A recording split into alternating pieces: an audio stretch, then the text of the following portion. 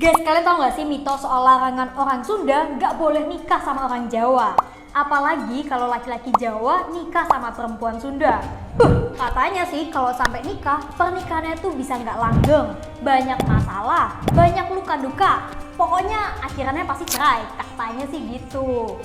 Katanya kalau cewek Sunda itu sukanya cuma dandan doang, nggak suka ngerjain kerjaan rumah tangga. Pokoknya nggak cocok deh kalau jadi istri, apalagi ibu rumah tangga. Apa iya? Padahal banyak juga loh cewek yang suka dandan dan butuh dandan.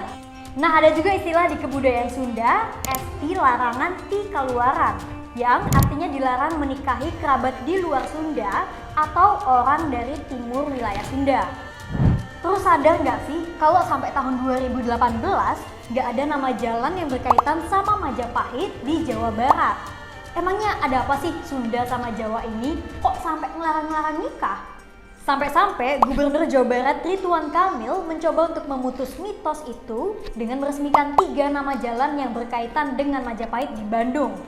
Yang pertama ada Jalan Hayam Wuruk, Jalan Majapahit, dan Jalan Citra Resmi. Begitu juga di Yogyakarta, ada Jalan Siliwangi dan Jalan Pajajaran. Ternyata orang zaman dulu itu mengaitkan mitos itu dengan perang bubat. Emangnya ada apa ya sama perang bubat kok dikait-kaitin sama larangan orang Sunda menikah dengan orang Jawa? Sini aku ceritain.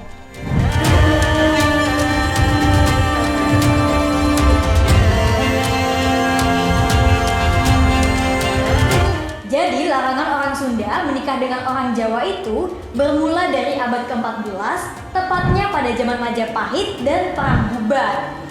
Tapi disclaimer ya, perang bubat ini masih debatable banget kebenarannya.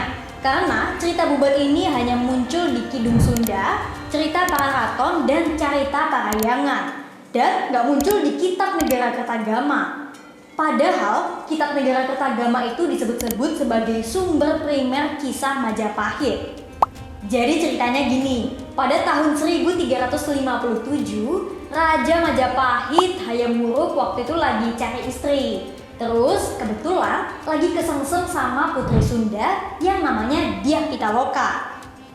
Tapi bukan Dyah Pitaloka yang ini ya. Akhirnya Hayam Wuruk pun mengirimkan patih madu atau yang bisa juga disebut sebagai mak comblang dari Majapahit ke kerajaan Sunda untuk mengirimkan niatnya meminang Dyah Pitaloka. Nah, pinangannya ini akhirnya diterima oleh kerajaan Sunda. Kerajaan Sunda pun akhirnya mengirimkan rombongan pernikahan untuk mengantarkan Dyah Pitaloka ke Majapahit. Di dalam rombongan ini ada Raja Sunda dan juga ayah dari Dyah Pitaloka, yaitu Prabu Linggabuana.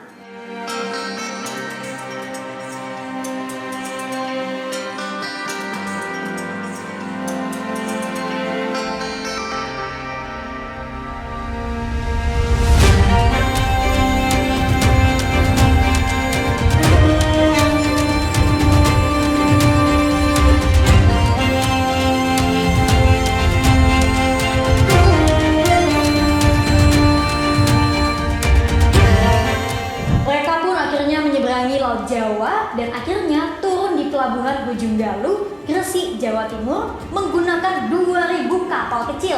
Mereka pun setelah turun dari pelabuhan melanjutkan perjalanan darat menuju Trowulan. Tapi sebelum sampai di pusat kerajaan Majapahit, mereka ini beristirahat dulu dan berkemah di lapangan bubat atau yang bisa juga disebut sebagai pesanggerahan bubat. Nah, disinilah kesalahpahaman akhirnya muncul. Menurut Kidung Sunda, saat itu Pati Gajah Mada menganggap bahwa Dyah Pitaloka itu sebagai sebuah upeti atau persembahan yang diberikan kepada Majapahit. Karena Gajah Mada saat itu mungkin termakan ya oleh ambisinya untuk memenuhi sumpahnya sendiri, yaitu Sumpah Palapa. Gajah Mada akhirnya menjadikan kondisi ini sebagai peluang untuk menaklukkan Sunda.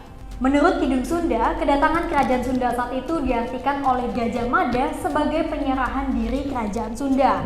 Apalagi Gajah Mada saat itu juga ingin melunasi yang namanya Sumpah Palapa. Sementara kalau kita melihat di Kitab Para Raton, Gajah Mada itu bilang kalau Majapahit itu tidak meminta Dyah Pitaloka menjadi permaisuri, tapi jadi upeti atau persembahan. Makanya gak diadakan yang namanya penyambutan atau pesta perkawinan yang besar-besaran. Nah, pihak Sunda itu tentu nggak terima dong. Akhirnya Majapahit ini melapor ke Brewengker yang bernama Wijaya Rajasa. Akhirnya pecahlah perang bubat antara rombongan pengantin kerajaan Sunda dengan kerajaan Majapahit. Di Pararaton disebutkan kalau Sunda ini menyerang daerah selatan dan barat Majapahit. Tapi karena kalah jumlah, akhirnya kerajaan Sunda pun kalah dari Majapahit. Kalau kita ngeliat di kitab Pararaton, kondisi perang saat itu digambarkan sebagai lautan darah dan gunung mayat. Dalam perang itu, Prabu Linggabuana tewas karena berani menghadapi banyaknya tentara Majapahit karena nggak ingin kerajaannya diambil alih. Walaupun di kitab Pararaton nggak disebutkan, tapi masyarakat ini mempercayai kalau Dyah Pitaloka Citrasari ini melakukan balapati atau bunuh diri dengan menusukkan tusuk konde ke arah jantungnya.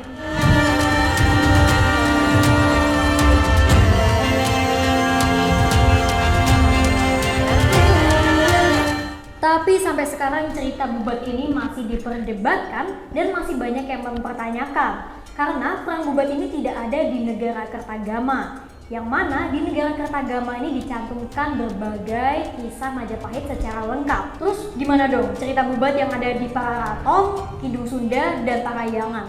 Ada yang bilang sih kalau perang bubat ini sebenarnya akal-akalan Belanda buat mengadu domba Sunda dan Jawa. Karena penerjemah kitab Pararaton adalah orang Belanda, yaitu J.L.A. Brandes. Ada beberapa hal yang mendukung kebenaran kitab Pararaton. Yang pertama, kitab Pararaton ini diterjemahkan pada tahun 1896 oleh Brandes. Dan di kitab Pararaton itu disebutkan beberapa tokoh yang dianggap fiktif. Misalnya, Tojaya, Pranaraja, dan Panji Pati-Pati. Tapi 25 tahun kemudian ditemukan prasasti Mula Marung di Kediri, yang mana di prasasti itu ternyata ada nama-nama tersebut. Jadi kalau misalnya Pararaton ini karangan Belanda, dari mana Belanda tahu nama-nama itu? Ditambah salinan Pararaton ini ada banyak, jadi kita bisa tahu kalau ada yang dirubah karena ada naskah pembandingnya.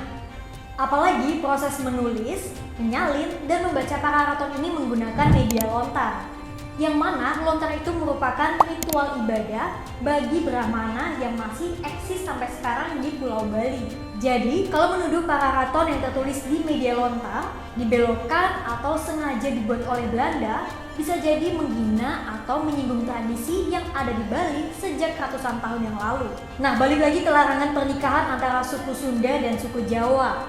Setelah perang bubat, tidak ada permasalahan yang berkepanjangan antara suku Sunda dan suku Jawa.